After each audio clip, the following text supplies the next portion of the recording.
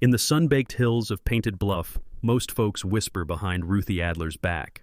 They say she's just a grieving widow clinging to ghost stories, that the spring her husband once found on their land never existed. The soil's cracked, the animals gone, and hopes run dry. But Ruthie believes what she saw, and she's not backing down. Then comes Mason Tull. A quiet cowboy with calloused hands and a watchful eye, Mason stops by Ruthie's ranch for a mule and stays for something deeper. When he sees the town mayor, Boyd, circling Ruthie's land with surveyors and false smiles, Mason knows something's wrong. Turns out there's more than dust beneath that ground, and someone's working hard to keep it buried. With an old journal, a barefoot dowser, and the truth on their side, Mason and Ruthie dig into a fight far bigger than a patch of land. It's a fight for dignity, legacy, and the kind of justice that don't wear a badge. Because in this town, truth ain't just water, it's survival. If you believe the truth's worth fighting for, and that cowboys still ride for what's right, saddle up and subscribe. Mason Tull rode into Painted Bluff with a saddlebag full of dust and a letter offering $10 for an old mule named Clover. He wasn't looking for trouble, just a way to haul fence posts back to his leased pasture on the East Ridge. But trouble has a way of finding a man who listens more than he talks.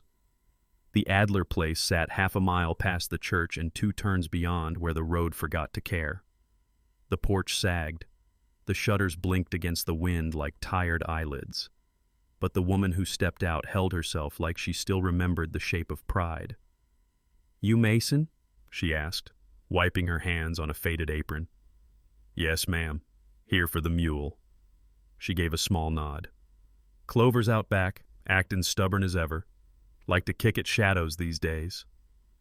Mason dismounted, glancing around. No chickens, no livestock. Just silence and sun-baked land stretched thin like old leather, the kind of place folks gave up on. But not her. "I'm Ruthie Adler," she said. "Widow these past 6 years." He tipped his hat. "Sorry to hear it." She shrugged. "Grief don't pay the taxes, but it'll sure haunt your steps if you let it." They walked together to the corral, where the mule regarded them with a mix of suspicion and boredom. Mason checked the legs, teeth, and temperament. "She'll do," he said quietly. Ruthie folded her arms, watching him. "You believe in buried water, Mr. Tull?" He straightened up. "Pardon?" "Spring water. My husband swore there was a hidden spring under this land. Said he found it once by accident, then covered it back up till he could file a claim. He died before he could." Mason glanced around. The soil cracked in spiderweb patterns. A single yucca leaned against the wind. "This land don't look like it's holding secrets." "I know what it looks like," Ruthie said, voice thinning. "But I know what I was told." He saw it then, the sharp flicker of pain behind her eyes, the kind of pain that gets laughed at by folks too tired or too cruel to offer belief. Ruthie went to the porch and came back with 2 things: a folded hand-drawn map, corners frayed like old leaves, and a black leather journal with a name etched into the spine: Caleb Adler. She laid them on a stump and opened the map. He marked the spot with an X, right where the dirt's driest. Says it was a vein fed by old runoff from the bluff. Covered it with stones and never told a soul but me. Mason thumbed through the journal, pages filled with scrawled measurements, sketches, soil notes. A man chasing something real, or trying to make it feel real. "You ever dig?" he asked. Ruthie's voice softened. "I don't have the strength, and most men I asked just shook their heads, said I'd gone soft in the mind." Mason folded the map carefully. "Maybe you just need the right kind of fool." She raised an eyebrow. "You that kind?" "Maybe." As Mason turned to lead Clover out, a wagon rolled past the lower edge of the property. 2 men inside, both in clean boots and newer hats than the road usually welcomed. One held a clipboard, the other pointed toward Ruthie's north fence line. "Survey crew?" Mason asked. Ruthie's jaw tightened. "Mayor Boyd's men. Said they're assessing town boundaries. Showed up twice this week." Mason watched until the wagon disappeared behind a ridge. "Funny thing to be doing on private land." Ruthie nodded. He offered to buy this place last month, said it wasn't productive and should be put to better use. Mason felt something settle in his chest. Not anger, not yet, just a quiet weight. "Well," he said, mounting his horse and tying Clover's lead, "let's see if your husband left behind more than memory." Ruthie watched him ride off, the journal still open in her lap. The dust hadn't settled. Not yet. The next morning, the town square buzzed with quiet talk and fresh nails hammered into notice boards. Mason tied Clover to the post outside the general store and stepped through the swinging screen door. The bell above jingled like it always did, but something in the air felt off. Lou, the storekeeper, looked up from behind the counter, setting down a crate of canned peaches. "You hear?" Lou asked, squinting. "Hear what?" He slid a paper across the counter. "Notice of municipal claim. Parcel 17B, non-productive soil, deemed forfeited under Public Ordinance 23C. The name on the bottom was stamped in thick black ink, Mayor Thomas Boyd. Mason read it twice. "Ruthie's land?" he asked, voice low. Lou gave a short nod. "They're calling it abandoned, claiming it ain't produced nothing in 5 years. Truth is it hasn't, but that don't mean she don't live there." "She still pays her taxes," Mason said.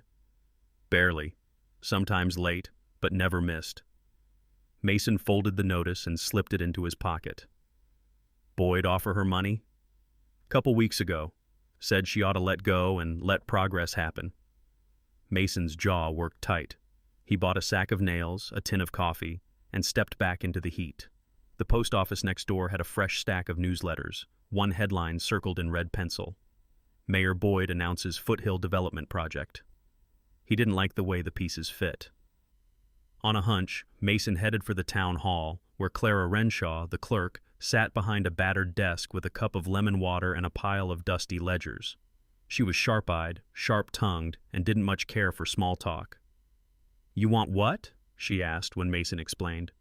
"Rainfall records," he said. "Last couple years, specifically for Parcel 17B. Clara leaned back, folding her arms. "You don't look like a lawyer. Don't aim to be one, just trying to understand what's really dry and what's been made to look that way." She studied him, then sighed. "Follow me." In the back room, she flipped through thick leather-bound ledgers, fingers running along spines like a piano player searching for a tune. She pulled one from 1890 and cracked it open, dust rising in the air like old secrets. "Here," she said, pointing. "Parcel 17B, recorded trace moisture levels after a summer storm last August. Not much, but more than Boyd's cattle lots ever showed." Mason scanned the entry, his heart ticking a little faster. "Mind if I copy this?" "I'll do it for you." She tore off a page, dipped her pen, and made a copy in clean cursive. "Don't tell Boyd I helped. He's been sniffing around here too much lately."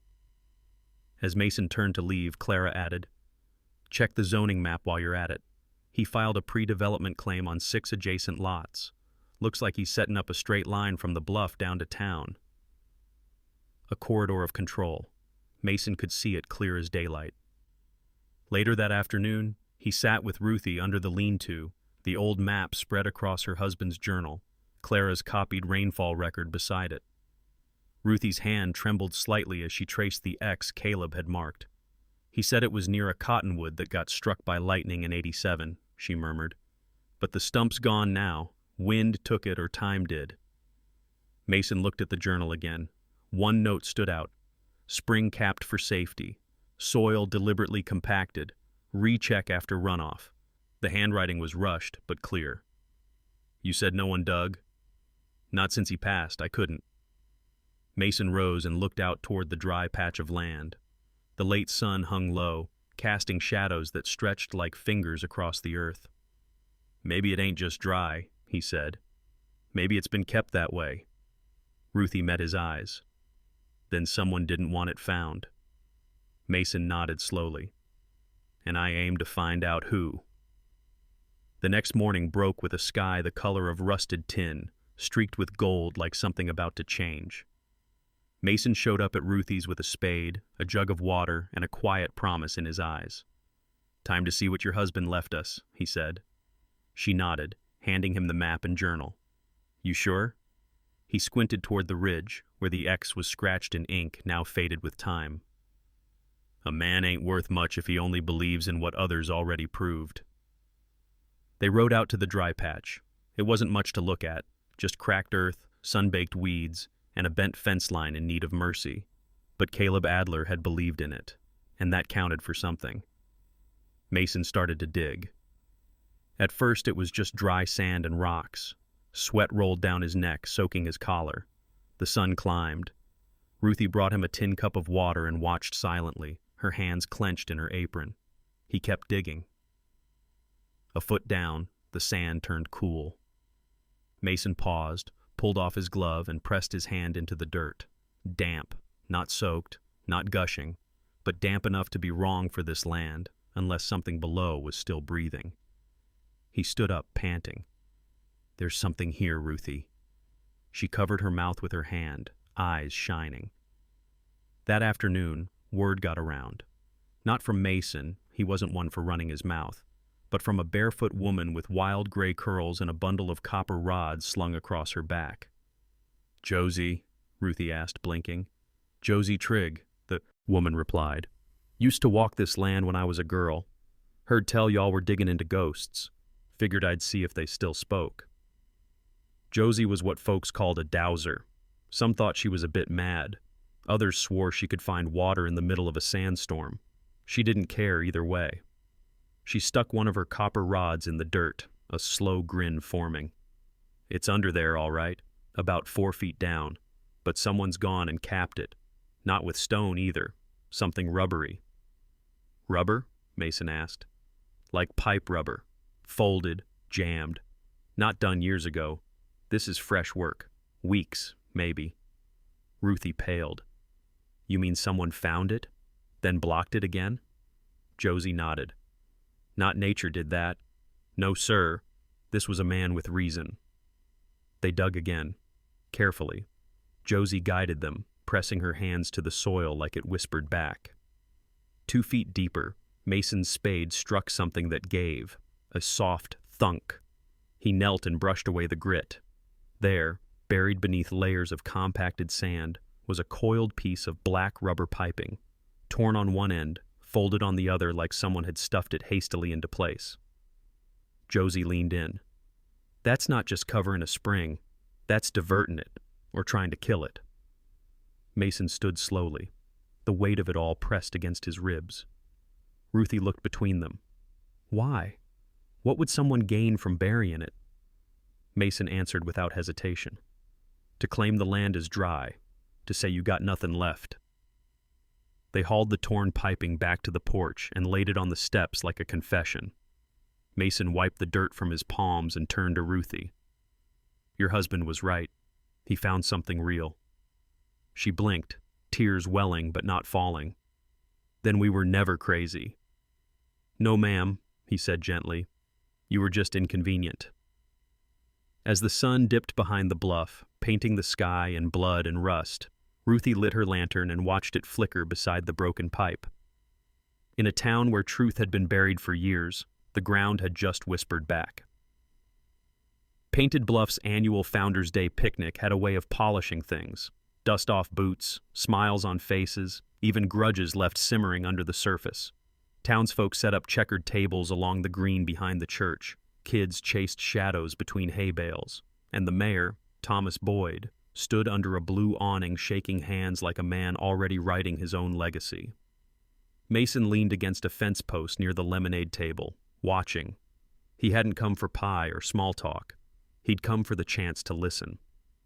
"Can't believe you showed up," Lou muttered beside him, handing over a cup of lemonade. "Didn't want folks thinking I only crawl out for trouble," Mason replied, eyes tracking Boyd. The mayor wore a crisp tan vest and a grin slicker than saddle oil. He stepped up on a hay bale, raised his arms like a preacher, and cleared his throat. "Folks," Boyd called out, "it's time Painted Bluff stepped into its future. I've submitted plans for a cattle reserve stretching from the foothills to the southern pastures, land that's been underused and, frankly, neglected." A few murmurs of approval, some tilted heads. But Mason watched Ruthie, standing near the back, clutching a cloth-covered basket, her lips pressed into a line. Boyd continued, "This'll bring jobs, revenue, and stability to our town, and with your blessing, we begin Phase 1 next month." That was enough. Mason stepped forward. "Is Phase 1 happening to include Parcel 17B? Heads turned. The air shifted. Boyd blinked. "Mason, thought you'd gone back to mending fences." Mason stood square. "Seems like someone's been mending the truth instead. There's a capped spring under Ruthie Adler's land. Someone buried it. Recent work, rubber pipe, chisel marks." Boyd's smile thinned. "That's quite an accusation. Then deny it. Publicly." The mayor chuckled, looking around like Mason had told a joke. "We can't let ghost stories slow progress. Miss Adler's land has been non-viable for years. If someone tampered with it, I suggest she file a formal report." "She did," Mason interrupted. "Yesterday." Boyd stepped down from the hay bale, smoothing his vest. "This isn't the place for conspiracy, Tull. Folks are trying to enjoy themselves." Mason nodded slowly. "Yeah, guess that's what makes it a good place to notice who ain't." That night, back at the Adler place, the laughter from the picnic still echoed faintly through the hills. Ruthie fed her dog, Jasper, and gathered eggs from the coop. Mason was inside reviewing Caleb's journal again when he heard a sharp yelp outside. He bolted out to find Ruthie kneeling in the dust beside the dog, shaking, silent.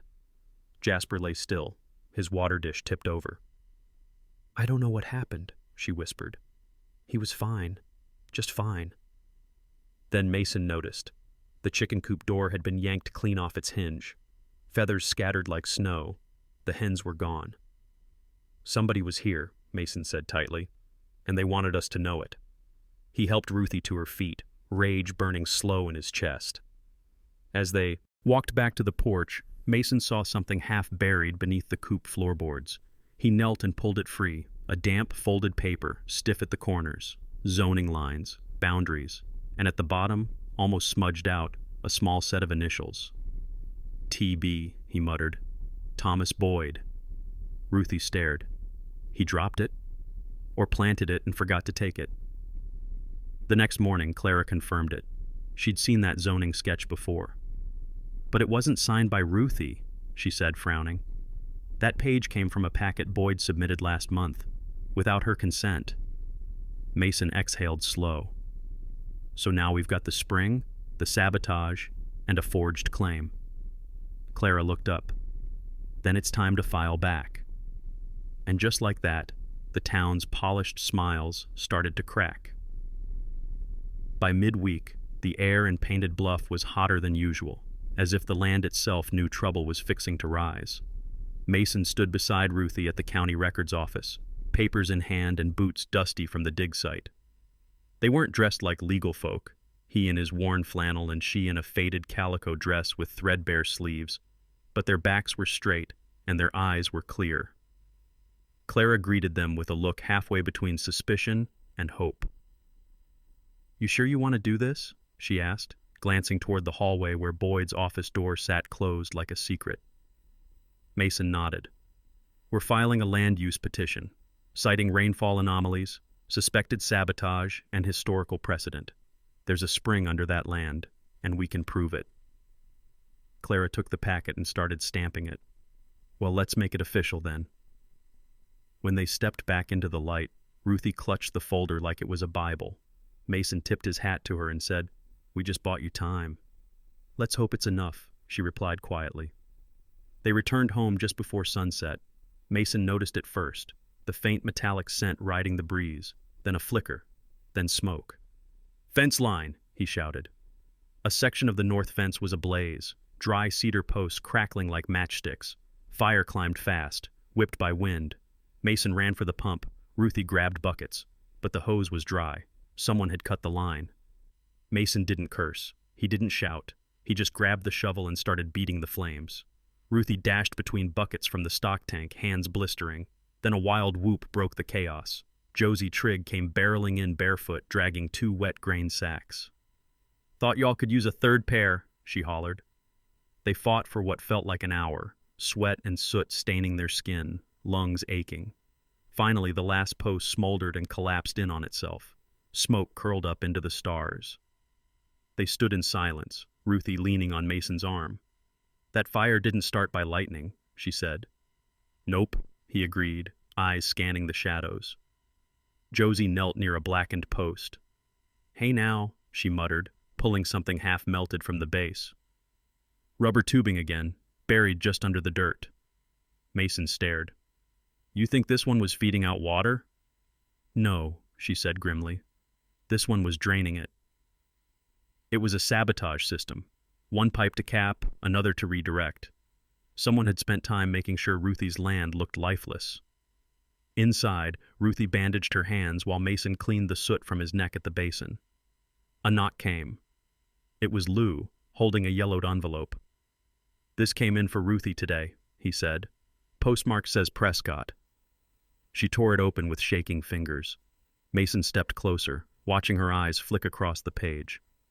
"It's from my father's old lawyer," she breathed. "He says the family trust was never legally dissolved. Technically, the land was never fully released. It's still under a protective clause." Mason exhaled. "Then Boyd's claim falls apart." Lou let out a soft whistle. "Man's gonna be furious." Mason straightened. "He already is." Later that night, the wind calmed, but tension still sat heavy like a wool blanket on a summer night. Clara's copy of the land claim was now pinned neatly to Ruthie's parlor wall, and the scorched fence had been marked with lanterns, just in case they had to rebuild before sunrise. Outside, the air was silent. But inside that small farmhouse, the tide had shifted. And in the drawer beside Ruthie's bed, a legal trust and a melted pipe now shared space with a copy of Caleb's journal. The story wasn't over, but for the first time in years, the land had started to speak again. And this time, someone was listening. Mason didn't see the arrest coming. He'd just finished loading fence boards from Lou's wagon when Sheriff Deke Horn rode up slow, like a man unsure of his own spine. Dust rolled behind his horse, soft and silent as regret. "Mason Tall," the sheriff called, dismounting. "I need you to come with me." Ruthie stepped out onto the porch, wiping her hands on her apron. "What's this about?" Deke didn't meet her eyes.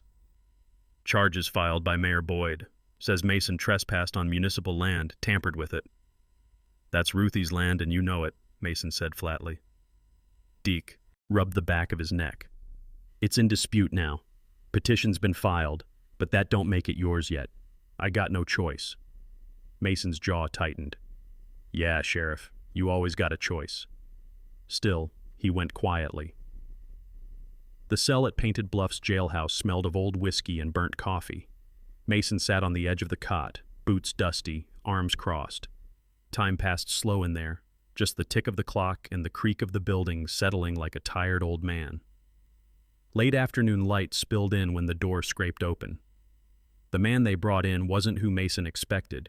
He was older, gray-bearded, with sun-leathered skin and a limp that spoke of horse accidents or hard miles. He tipped his hat as he was led to the adjacent cell. "Name's Will Dent," he said after the deputy left. "You're the one Boyd just tossed in?" Mason nodded. "That'd be me." Will leaned against the bars between them. "He did the same to me 6 years back. Said I faked a soil report on my east pasture, took my ranch piece by piece, wrapped it in legal words so slick you couldn't hold 'em." Mason's brow furrowed. "You had proof?" Will chuckled bitterly. "Had a survey. Sheriff at the time lost it. Boyd claimed eminent domain for the town's future needs. Never used it for nothing but fencing in his own." Mason sat forward. "Would you be willing to say that on record?" Will's eyes met his. "Son, I've been waiting for someone to ask." Outside, Josie paced the length of Ruthie's yard like a hound sniffing out secrets. She had her copper water-witching rods tucked under one arm and a lantern in the other. "I know I saw it," she murmured to herself. "Spring water don't lie." Ruthie watched from the porch, nervously twisting a hand towel. "He's in that cell while Boyd struts around free. Josie lit the lantern. Then we bring him something no mayor can explain away. An hour later, the two women stood behind the shed where the digging had stopped days ago. Josie drove her rod deep and felt resistance, then a slight give. She pulled something up with her bare hands, grit flying. A pipe, bent, discolored, and jammed with cloth. Someone had stuffed it intentionally, deep below root level. Josie wiped the dirt from her face, smiling fiercely. Gotcha. Ruthie stared. It's not just proof of sabotage, it's proof of theft. The next morning, Clara slipped into the jail with a small envelope tucked into her ledger. Don't say I never stick my neck out, she whispered, handing Mason the note. Inside were 3 items: a short affidavit signed by Will Dent, a carbon copy of Boyd's zoning approval from before Ruthie's claim was filed, and a hand-drawn map from Josie, marking the pipe, the block point, and the depth it was buried. I don't know how she measures this stuff with bent metal rods, Clara muttered, but that spring line runs straight through parcel 17B, not 17C like Boyd filed. Mason read it all, then folded it carefully. Clara, he said softly, you're risking your job. She met his eyes. And you're risking your freedom. Looks like we're both tired of watching good land get swallowed up by smooth talk and ink. Mason stood tall as Deke returned to unlock the cell. Freedom came with one condition: bond paid by Lou and a promise not to dig again without court approval. Fair enough, Mason said, walking into the light. Because the next time he dug, it wouldn't be for proof. It'd be for justice. The town hall never looked so full. Folks packed the benches like it was Sunday morning, though there wasn't a hymn book in sight, just tension thick enough to chew. Mayor Boyd stood front and center, arms folded, a silk cravat tied so tight it looked like it might choke him. His voice carried smooth, oily as a salesman's smile. The claim against Mrs. Adler's land, he said, has no standing. The spring is speculative. The sabotage, baseless. This is nothing but a distraction from more pressing town business.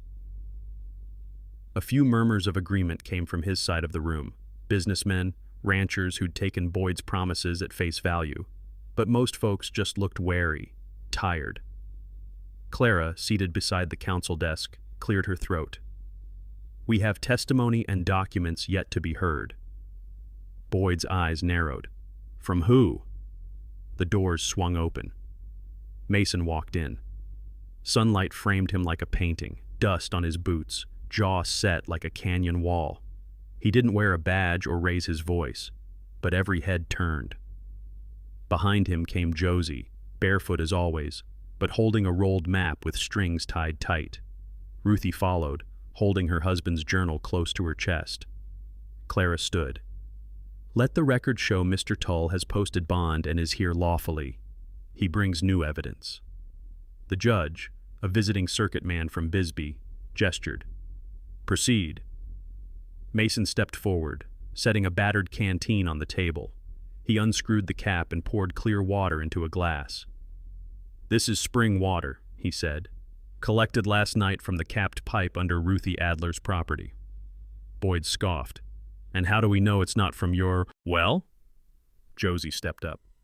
Because it's got trace silt consistent with the foothill limestone, same as the old Adler survey from 1868. I charted the flow by hand. That spring runs right through parcel 17B. She opened her map, colored lines, handwritten notes, even depth markings. The judge leaned in. Ruthie's voice trembled, but she didn't waver. My husband found that spring before he passed. He marked it in this journal, notes, rainfall logs, even sketches. He blocked it off to keep it safe when Boyd's men started circling. She set the book down gently. Clara stepped forward next. And this, she held up a document, is Boyd's signature on a zoning request for 17B, filed a full week before Ruthie's petition, which, according to our charter, violates public hearing protocols. Boyd's face flushed red. That's absurd. Those files aren't time-stamped accurately. They're not, said a voice from the back. It was Will Dent, standing tall despite the limp. But the soil report attached to mine back then had the same margins, same ink, same clerk initials. Boyd doctored mine. Looks like he did it again." Gasps rippled through the crowd. The judge looked at Boyd. "Do you deny these accusations?" Before he could speak, one of Boyd's assistants, a wiry man with shaking hands, stood up, eyes darting. I can't do this," he muttered. "I helped forge the survey markers. I folded the pipe. It wasn't supposed to go this far." Dead silence. The judge banged his gavel once. "I'm calling for an official investigation. Zoning irregularities, land sabotage, and possible criminal fraud. Mayor Boyd, until further notice, your office is suspended." Boyd's mouth opened, then closed. Mason looked toward Ruthie.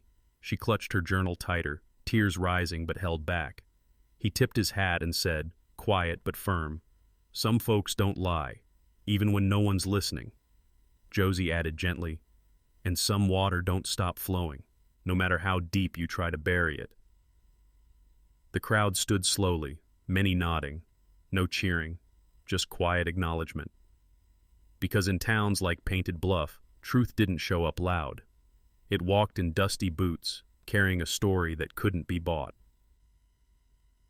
The morning after the hearing dawned still and hot. Painted Bluff held its breath like a town waiting to see if the dust would settle or kick up worse. Mayor Boyd didn't show up to his office that day. Instead, 2 men from the county seat rode in with crisp jackets and hard eyes. They carried briefcases instead of rifles, but the weight they brought felt heavier. By noon, the clerk's office was shuttered and sealed with ribbon. Folks gathered near the porch steps, whispering, watching. Josie stood on the boardwalk in her usual barefoot stance, arms folded across her chest, expression unreadable. Mason leaned against a post beside her, arms crossed, hat pulled low. "Think they'll find anything?" Josie asked without looking over. "They already have," Mason said. "Now it's just a matter of how deep the rot goes." At Ruthie Adler's ranch, things were moving too, but in a different way. The county judge signed off on her temporary petition with a handwritten addendum. Due to evidence of historical water access and proof of municipal misconduct, the land shall be protected pending full reassessment. It was more than paperwork. It was acknowledgement. When Ruthie read the letter aloud at her kitchen table, her hands trembled. "So that's it?" she asked quietly. "They can't take it?" Mason nodded. "Not without a whole lot of explaining first. And I'd bet my saddle they ain't got much left that'll hold up." Her smile came slow. "Then maybe I'll plant something." "You should," Mason said. "Land's ready." Around town, the mood began to shift. Lou from the general store started keeping a pitcher of water on the counter labeled Adler Spring, first draw. He claimed it made better lemonade. Children skipped stones near the edge of Ruthie's boundary, laughing, pretending the runoff ditch was a river. And Clara, no longer just the quiet clerk, got asked to take over Boyd's duties until the next vote. The sheriff stepped down without a fight, said he'd take a job down in Mesquite Valley, something quiet.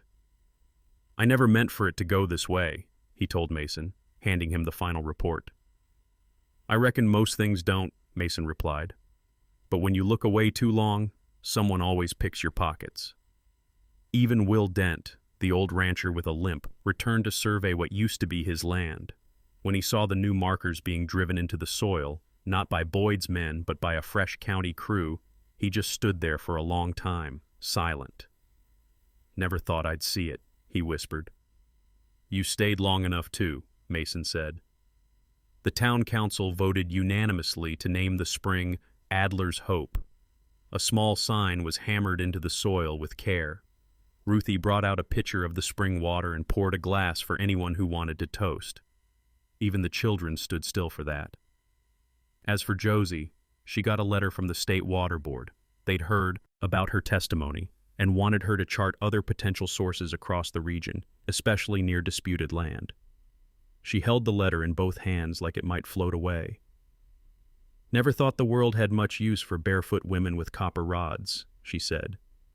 Mason smiled. Turns out it needed one all along. Later that week, Clara found Mason behind the old schoolhouse, fixing a loose shutter. "You ever think about running for office?" she asked, half teasing. Mason chuckled. "Me? I ain't built for speeches and handshakes." They offered you deputy commissioner, she said. I turned it down. She looked surprised. Why? Truth don't need a badge, Mason said, standing straight. Just someone willing to hold the line. As the sun sank low over the hills, Painted Bluff didn't look changed on the surface. Same dust, same horses, same church bell chime. But under the soil, water flowed again, quiet, steady, honest, like the people who'd fought for it. The morning light fell soft across Adler's land, golden as honey and twice as warm. It spilled down the hills like a blessing, brushing the wildflowers that had begun to creep back through the brittle soil. The old mule snorted, tail swishing, ears flicking toward the sound of hammering wood. Mason stood beneath a crooked fence post, sleeve rolled up, nailing in a final rail. Sweat darkened his collar, but there was a quiet satisfaction in the rhythm of the work. Nearby, Ruthie knelt beside a patch of turned earth, laying in the roots of a young tomato plant with care. "Reckon this one might take," she said, voice half hopeful, half challenging. "It will," Mason replied without looking up. "Ground's ready now." Ruthie squinted up at him. "You always that sure about things?" He leaned back, looked at the rows she'd already planted, the line of small stakes with string tied tight between them. "Nope, but I know what it looks like when the land breathes again." She smiled, soft, tired, real. A narrow trench ran between the garden beds, carrying water from the spring they'd uncovered. Not fast, but steady, honest work flowing from honest ground. They called it Adler's Hope now, and somehow it fit. Down the slope, Josie had gathered 3 school kids from town to teach them how to douse using bent willow branches. They giggled every time the rods twitched, though one boy swore he could feel the water hum under his boots. Josie let them believe it. "Water's half mystery anyway," she told them. Same as truth. Mason had helped build a small cabin for Ruthie not far from her original house. Just enough space to sleep, cook, and keep warm. The original ranch house still leaned hard to one side, windows blown out, roof collapsed. But they left it standing. "A reminder," Ruthie said, "of what nearly got stolen and what stood through it anyway." Out front, they hung a hand-painted wooden sign, Adler's Hope Ranch, reclaimed 1892. Below that, in smaller letters, Ruthie added with a grin, "No trespassing, unless you bring pie." The calf Josie had rescued, now named Bucket, for reasons no one could explain, trotted along the fence line, kicking up dirt and licking anything that didn't move fast enough. Mason had never been one for animals without a purpose, but Bucket had grown on him. Ruthie looked up from the last plant she'd pressed into the earth. "You sure you don't want to stay?" she asked, quiet now. Mason didn't answer right away. He wiped his brow with the back of his hand, stared off toward the hills. The wind stirred faintly, warm and dry, but not unfriendly. Somewhere in the distance, a hawk cried out, a long, low sound that made the world feel wider than it was a moment before. "I've stayed longer than I planned," he said at last, "but maybe not as long as I need." Ruthie nodded. She didn't press. They sat in silence a while, the kind only earned by folks who've seen fire and mud and come out clean on the other side. The kind of silence that says, "Thank you and you matter, and maybe you could stay without ever needing words." "I could use another hand come harvest," she said. "I'll keep my saddle loose," Mason replied. Behind them, the spring bubbled quietly, undisturbed. Clear water ran through the garden trench, soaked deep into the earth and fed the roots of something new, something earned. And for the first time in a long while, Painted Bluff wasn't just surviving, it was growing again. If you believe the truth's worth fighting for, and that cowboys still ride for what's right, saddle up and subscribe for more stories like this.